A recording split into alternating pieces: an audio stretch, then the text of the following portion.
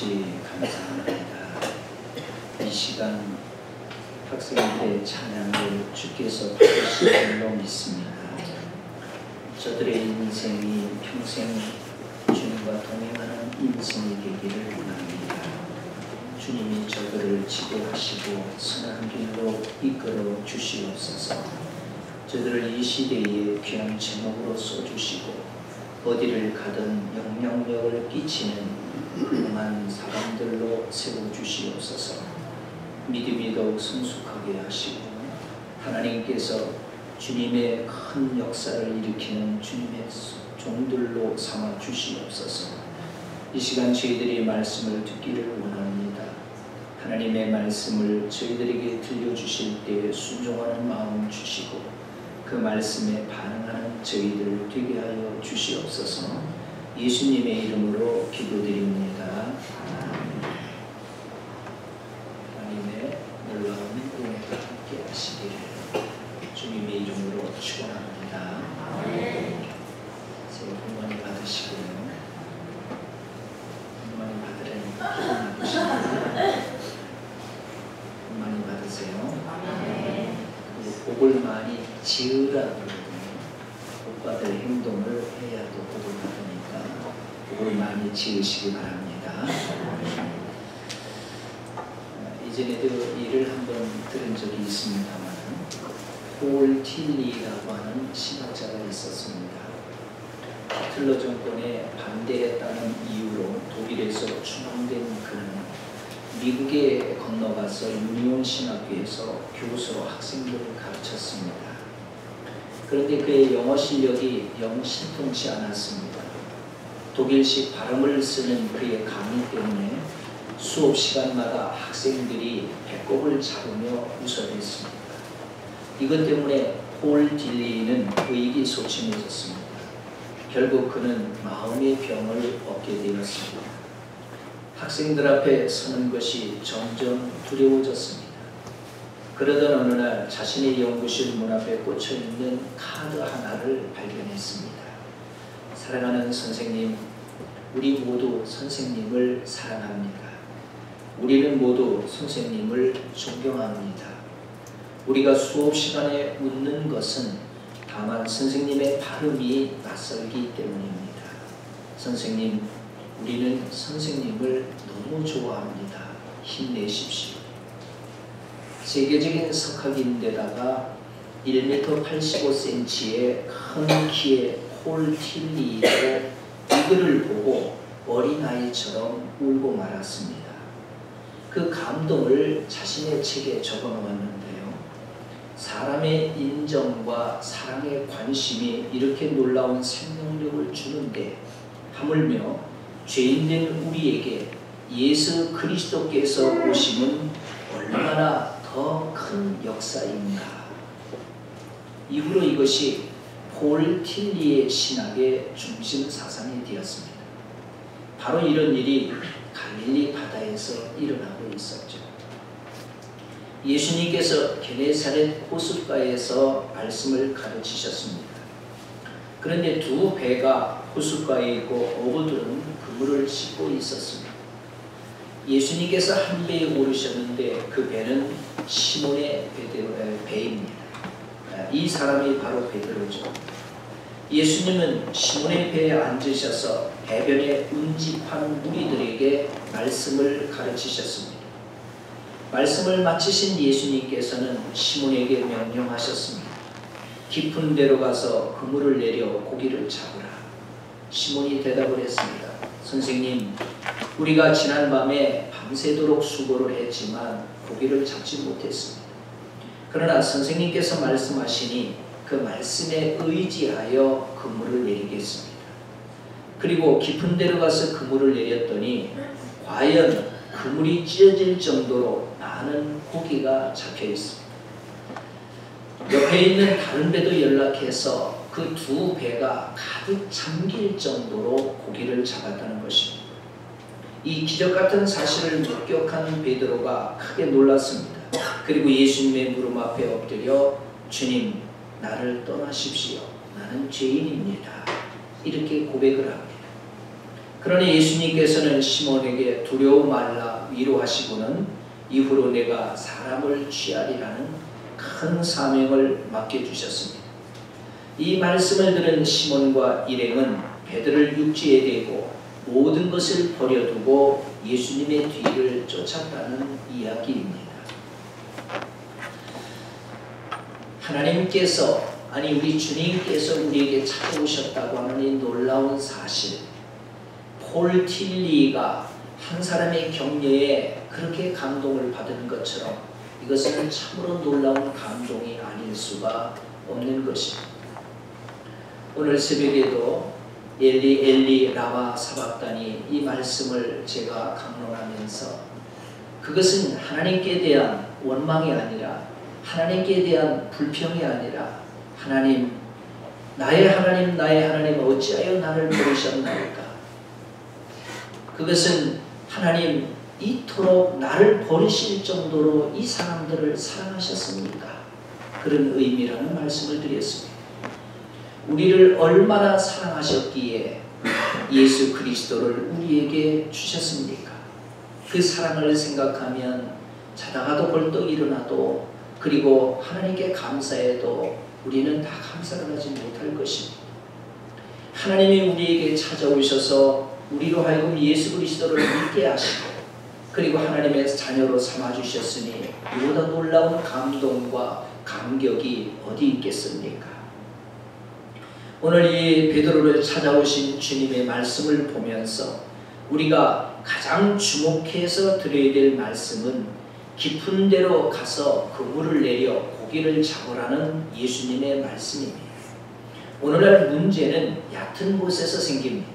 좀 더 깊은 데 들어가지 못하고 얕은 데 그물을 치는 것이 현대인의 특징입니다. 예수님을 믿는다 하더라도 성숙하기를 거부하고 자라나기를 거부하고 그저 교회에 잠깐 예배드리고 가는 것이 우리들의 모습입니다. 한 주간의 삶을 돌아다 보면은 하나님과 전혀 관계없는 삶을 살아가고 있습니다. 마치 하나님이 존재하지 않는 것 같은 모습으로 우리가 살아가고 있습니다. 아주 얕기 짝이 없는 신앙생활을 하고 있는 것이죠. 좀 더 깊은 데로 들어가야 할 줄로 믿습니다. 인간 세상 사는데도 얕은 생각 때문에 엄청난 피해를 주는 일들을 우리는 흔히 볼 수가 있습니다. 공장에서 또 농장에서 비가 올 때 유독성 폐류를 방류하는 것, 그거 조금 정화비를 아낀다고 그래서 많은 물고기들이 떼죽음을 당한다든지 또 많은 사람에게 엄청난 피해를 주는 것을 볼 수가 있습니다. 일시적으로는 비용이 들지 않아 이익으로 생각할지 모르지만은 다른 사람은 물론 자신과 후손들에게 큰 피해를 주는 것임을 왜 모를까요? 이런 얕은 생각으로 살아가는 일들이 흔합니다. 얼마 전에 중국에서 그 어떤 5성급 호텔에서 청소를 하는데 보니까 그냥 화장실 변기를 닦던 솔로 사람이 입을 헹구고 먹는 그런 컵을 막 닦는 그런 모습을 보여줘서 충격이라고 그랬는데 조선 TV에서 그것을 또 CSI인가 CIS인가 뭔가 하는 프로그램이 있더라고요. 거기서 한국은 과연 어떨까 하고 조사를 해보았습니다. 호텔에서 청소를 하는 모습은 중국의 그것과 전혀 다를 바가 없었다는 것입니다. 화장실을 닦던 솔로 컵을 닦고 손님이 몸을 닦던 수건으로 화장실 바닥이니 변기를 청소하고 있었습니다. 얼마나 불결하고 얼마나 더러운지 그 TV를 보는 동안에 역겨워서 견딜 수가 없었습니다. 아니 중국에나 있는 일인 줄 알았더니 세상에 우리나라에도 예외가 아니라는 사실을 보면서 어떻게 사람들이 이렇게 잔꾀가 가득하게 살까 하는 생각을 가지 않을 수가 없었습니다. 과연 자기가 호텔에 머문다면 과연 자기가 숙소에 머문다면 과연 그렇게 할 수 있을까? 조그만 상식이라도 있으면 절대 그렇게 못할 것입니다. 사람들은 이런 잔머리를 굴리고 잔꾀에 나온 사람을 살아가는 일들을 우리는 흔히 보고 있습니다. 또 우리 신앙인들은 깊은 진리나 가치 세계보다는 물질과 향락 세계에 더 큰 관심이 있습니다.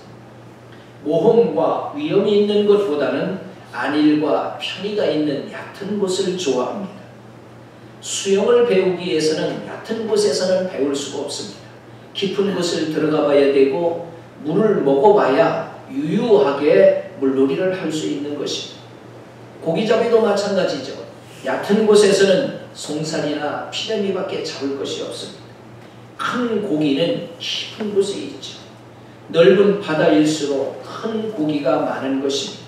신앙세계도 마찬가지입니다. 신앙의 깊은 곳으로 들어가지 못하고 얕은 곳에서만 머문 사람은 아무리 오랜 세월을 교회에 다녀도 경력교인, 종교인은 될 수 있을지 몰라도 진정한 그리스도인은 될 수가 없고 영원한 축복을 받아 누릴 수 없는 것입니다. 오늘 예수님께서 깊은 데 그물을 내리라고 명령하십니다.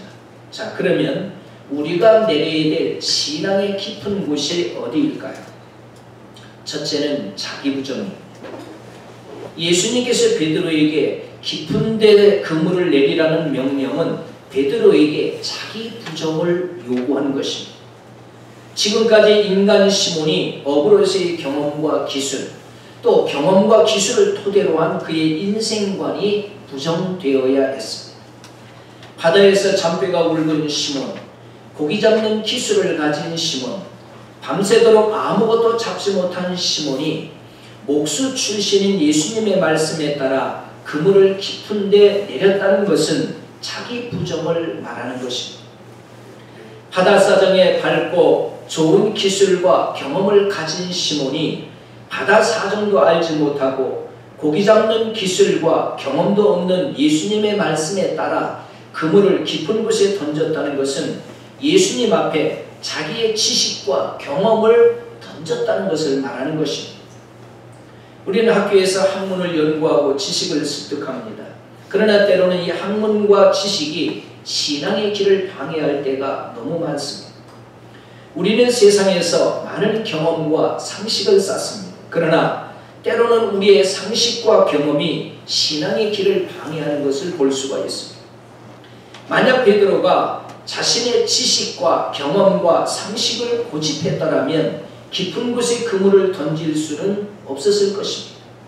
그는 지난밤에 밤새도록 그물을 내렸으니 깊은 곳, 얕은 곳, 가보지 않은 곳이 없었을 것입니다. 그러나 그는 예수님 앞에서 그의 상식과 경험을 무시하고 깊은 데 그물을 내림으로 많은 고기를 잡게 된 것입니다. 깊은 데 그물을 내린 결과 그물이 찢어질 정도로 많은 고기가 잡혔습니다. 다른 배에 나누어 실었어도 두 배에 아주 잠길 정도로 물고기가 많이 잡혔습니다. 주님은 우리에게 은혜를 베풀어 주시되 이렇게 풍성하게 주시는 분입니다. 주님은 은혜를 베푸시되 세상의 부자들이 가난한 사람들에게 자기 소유 가운데 지극히 적은 것을 적선하듯이 그렇게 주시는 법이 없습니다. 주님의 은혜는 받는 자에게는 언제나 풍성한 것입니다. 오병이의 기적을 베푸실 경우를 한번 보시기 바랍니다. 남자만 5,000명이 먹고 배불리 남은 것이 큰 광주리로 12개나 찰 정도로 거치게 되었다고 했습니다. 얼마나 풍성한 하나님의 은혜입니까? 남아 넘치는 것이 하나님의 은혜입니다. 엘리사 시대에 선지자 생도의 과부의 집에 엘리사가 기적을 베풀었는데 그 과부가 온 동네에서 빌려온 그릇들에 기름이 다 차도록 풍성하게 은혜를 베푸신 것을 볼 수 있습니다. 이렇게 주님의 은혜는 풍성합니다. 항상 넘치도록 주십니다. 그럼에도 불구하고 많은 사람들이 이 풍성한 은혜를 받아 누리지 못하고 있습니다. 왜 그렇습니까? 가장 중요한 이유는 자기를 부정하지 못하기 때문입니다. 말씀에 순종하지 않기 때문입니다. 신앙은, 믿음은 경험을 따라 사는 것이 아니라 말씀을 따라 사는 것입니다. 우리는 밤새도록 고기를 잡은 것으로 최선을 다했다고 생각을 합니다. 더 이상의 방법은 없다고 단념합니다.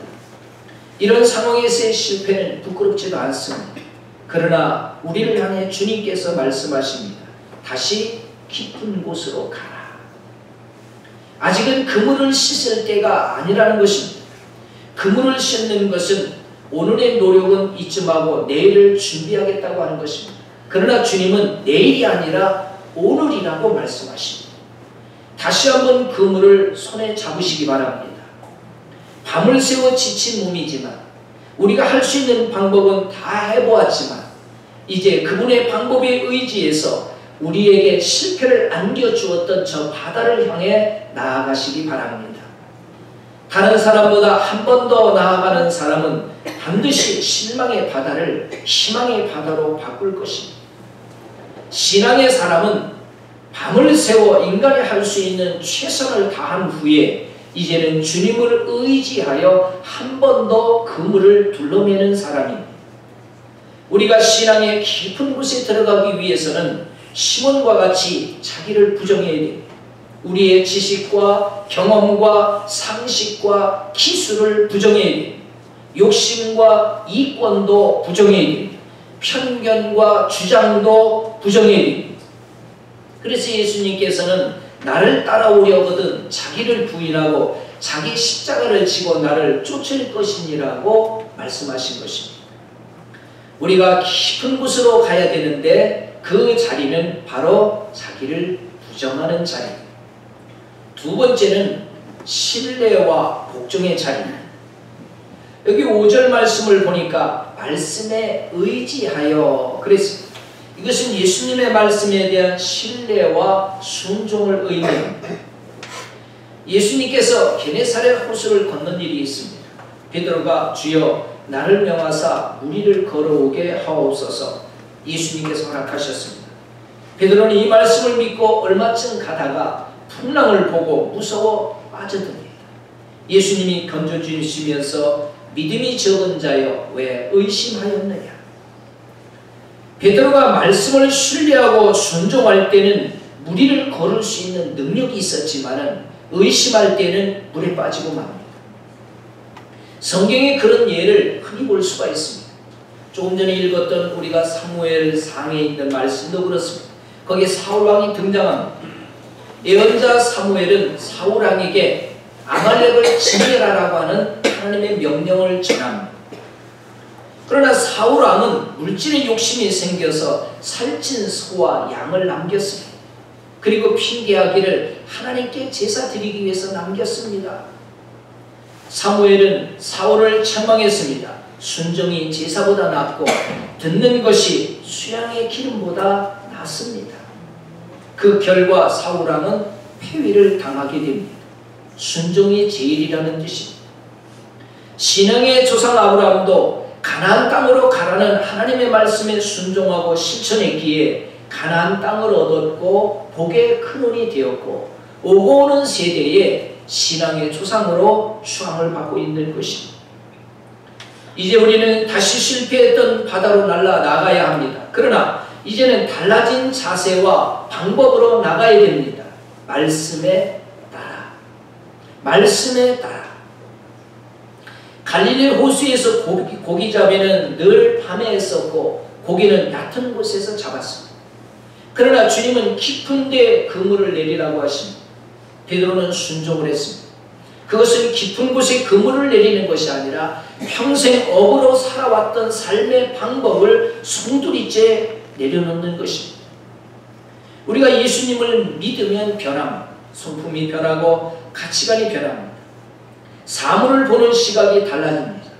성공을 보는 시각이 달라지고 선과 악에 대한 기준이 달라집니다. 그는 새롭게 태어나는 것입니다. 세속적인 가치관에서 성경적 가치관을 가집니다. 예수님처럼 생각하고 예수님과 같은 마음을 갖고 예수님과 같은 행동을 합니다. 거룩해지기 시작합니다. 상상할 수 없는 사람으로 변합니다. 그러나 이것으로 끝나는 것이 아닙니다. 천국을 소유한 사람들은 자기가 하나님의 아들이 되어 구원을 소유하고 이 땅에서 천국의 삶을 누릴 뿐만이 아니라 자신도 모르는 사이에 세상을 변화시킵니다. 내가 존재하는데 그곳에 거룩한 분위기가 형성됩니다.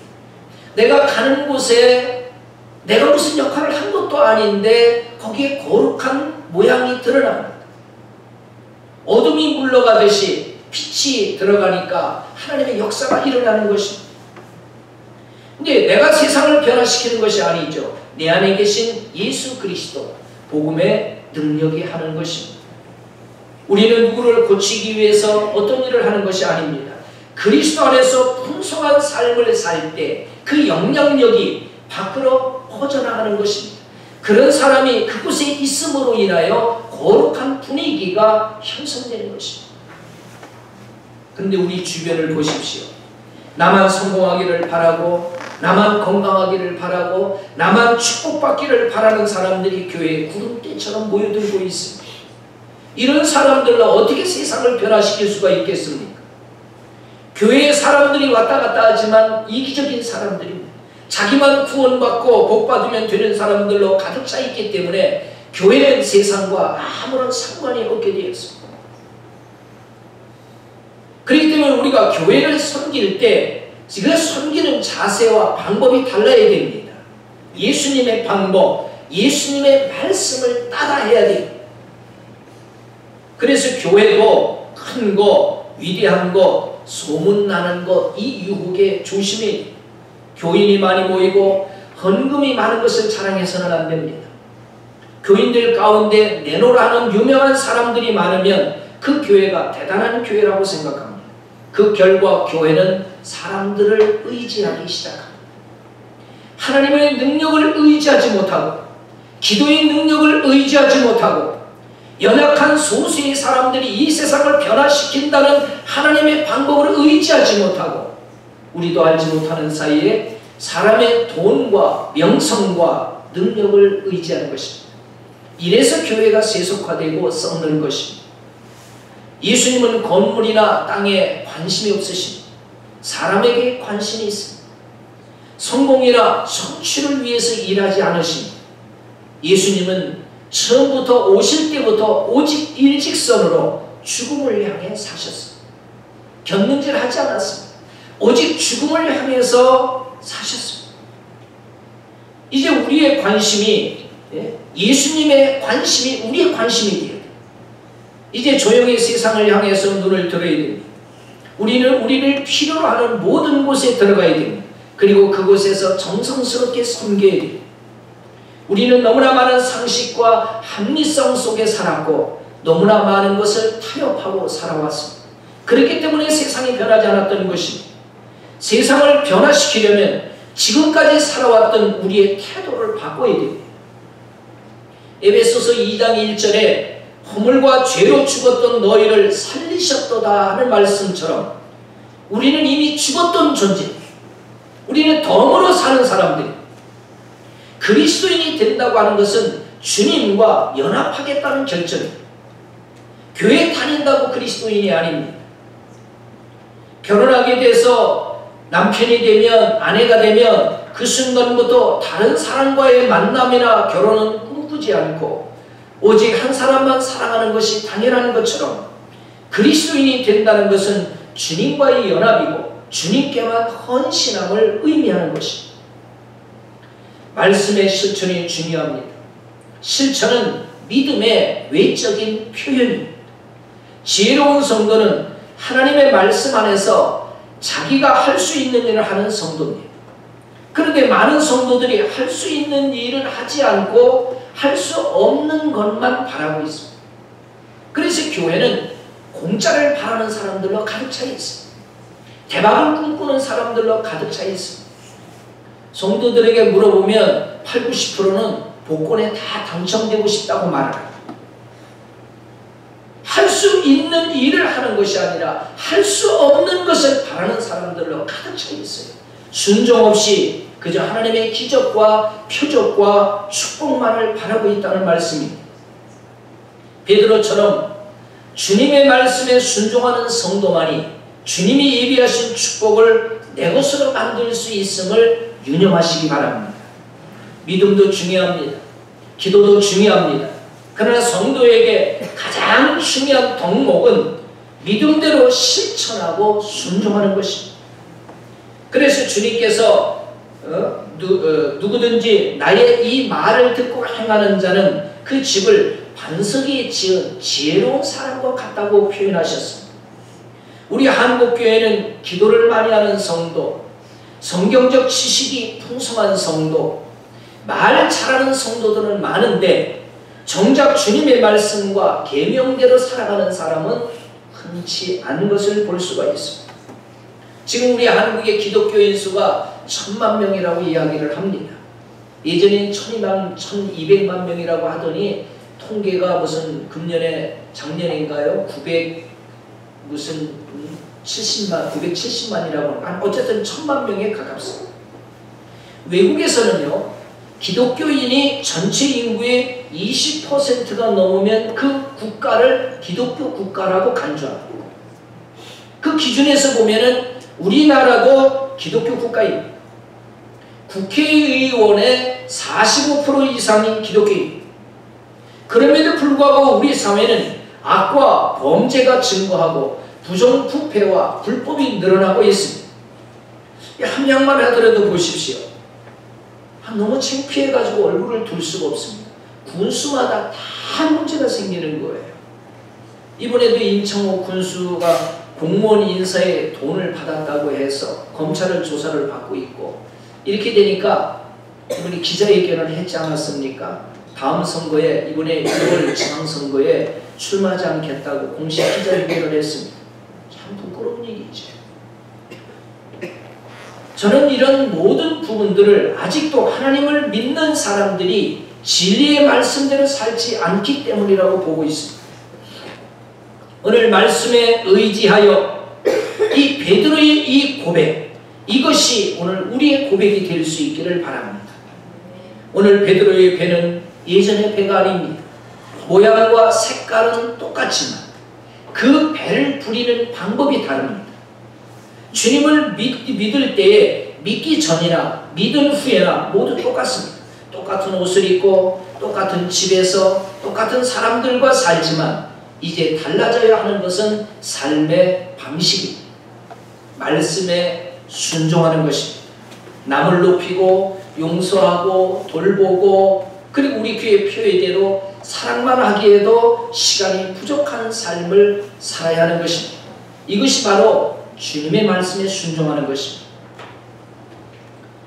세 번째로 우리가 그물을 내려야 할 신앙의 깊은 곳은 자신의 무능과 죄를 깨닫는 자리입니다. 베드로는 예수님을 향해서 주님, 나를 떠나십시오. 나는 죄인입니다. 고백을 했습니다. 시몬 베드로는 지금까지 자신의 무능과 죄를 심각하게 느끼지 못했습니다. 그러나 그가 참 신앙의 깊은 경지로 들어가니까 자신이 얼마나 무능한지, 자신이 얼마나 죄가 많은지를 깨닫게 되었습니다. 자신의 지식과 경험을 따라 살 때는 죄인인 줄 몰랐는데, 그러나 이것들을 부정하고 말씀에 복종을 하여 하나님의 능력을 체험하자 그는 비로소 자신의 무능과 죄를 깨닫게 되었습니다. 베드로는 이 사건으로 인하여 주님이 인간 이상의 존재임을 알게 되었습니다. 물에 서서 저 먼 호수 중간에 깊은 곳에 물고기가 있음을 안다는 것은 보통 인간의 능력으로는 불가능한 일이고, 이것은 하나님만이 하실 수 있는 일이고, 그래서 베드로는 주님이 신적인 권능을 소유한 분으로 깨달은 것입니다. 그는 주님의 무릎 아래 엎드렸습니다. 다른 사람의 무릎 아래 엎드리는 것은 자존심을 포기한다는 것이고 또 상대방을 공경한다는 의미입니다. 유대인들은 하나님께 기도할 때 이런 자세를 가졌습니다. 베드로는 예수님을 주라고 불렀습니다. 조금 전에 선생이라고 부른 것과는 대조를 이룹니다. 예수님을 하나님으로 높인 것입니다. 그리고 나를 떠나십시오. 저는 죄인입니다. 고백을 합니다. 자신은 거룩하신 하나님의 권위를 감당치 못하는 죄인이라는 뜻입니다. 깊은 물속의 물고기를 보시는 분이 자기 마음의 깊은 죄를 못 볼 리가 없다는 것으로 여긴 것입니다. 자, 이래서 주님 앞에 엎드린 베드로. 근데 그 동료들을 보십시오. 주님이 베푸신 기적을 보고 놀라기는 했습니다. 그러나 베드로는 그 기적 자체보다도 그 기적을 베푸신 분에게 마음의 초점을 맞췄어요.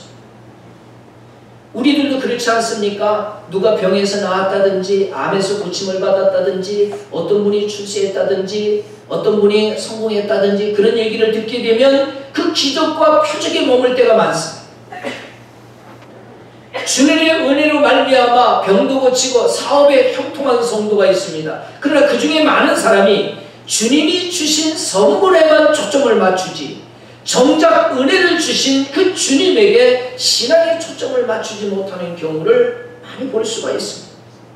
우리는 주님께 초점을 맞추는 사람이 되어야 됩니다. 오병이의 기적을 보고 떡을 먹고 배부른 사람들이 예수님이 떡을 주시는 분이구나 이렇게 보면 안 됩니다. 어떻게 이렇게 하실 수가 있었을까? 저분이 바로 메시아구나. 광야에서 만나를 주신 하나님, 이것이 바로 현재에 우리에게 기적을 베푸신 바로 예수님, 그분이 하나님이시구나. 이걸 볼 수 있는 눈이 있어야 되는데 떡을 먹고 우르르 몰려왔다가 예수님께서 신비로운 영적인 말씀을 하시니까 다 떠나갑니다. 다 떠나고 나서 예수님께서 제자들에게 너희도 나를 떠나려느냐? 그때 베드로가 말을 하죠. 주여 영생의 말씀이 계시오매 우리가 뒤대로 가오리이까. 떡을 먹고 배부른 사람들은 다 떠납니다. 제자들만 남았어요. 이것이 오늘 우리들의 모습이 아니겠습니까? 오늘 우리가 이 교회에 나와서 예배드리는 여러분의 신앙의 초점, 예배의 초점이 어디에 있습니까? 예수님에게 있습니까? 아니면 여러분의 마음의 평안을 얻고 아니면 여러분의 축복을 받기를 원하고 어떤 문제를 해결하기 위해서 나오셨습니까? 우리의 초점이 예수님이 되어야 할 줄로 믿습니다. 신앙의 깊은 경지로 들어갈수록 우리는 부족과 무능을 절감하고 허물과 죄악을 절실히 깨닫게 됩니다. 맑은 거울에 작은 티만 있어도 잘 보이는 것처럼 맑은 양심에는 작은 죄도 밝히 나타나는 것입니다. 따라서 교회 안에서나 사회에서 아무런 죄책감 없이 사는 사람은 깊은 신앙에 들어가지 못한 사람들입니다. 언제나 자신의 능력을 믿고 자신의 힘과 수완으로 살겠다는 사람은 신앙의 깊은 체험이 없는 사람입니다. 진정한 신앙인은 내가 얼마나 무능하고 약한 존재인지를 깨닫게 됩니다. 지금까지 이루어진 모든 것들이 하나님의 은혜라는 것을 깨닫는 것입니다. 마지막으로 우리가 내려야 될 신앙의 깊은 곳은 예수님의 부름을 따라 선교 현장에 뛰어드는 것입니다. 10절 이하에 보게 되면 이제후로는 내가 사람을 취하리라 그랬습니다. 시몬과 그의 일행은 모든 것을 버려두고 예수님을 쫓았다고 그랬습니다. 주님의 뒤를 따라서 세상 사람들에게 복음을 전하고 말씀을 가르치고 병든 자를 고치는 사람이 됐다는 것입니다. 근데 여기서 보게 되면 시몬 베드로